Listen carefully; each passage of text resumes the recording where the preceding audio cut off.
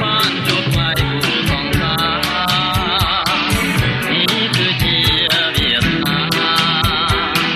ដែលបានបាក់លុយមកទេចិនសំខួរ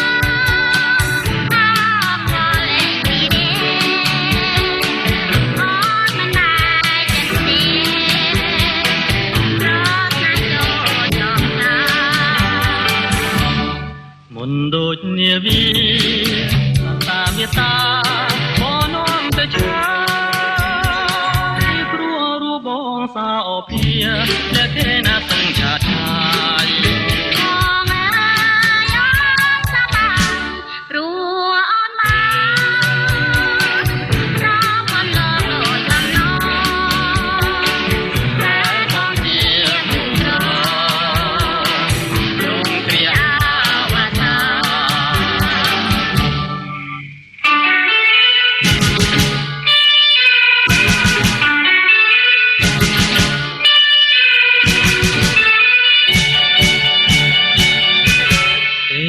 រាត្រី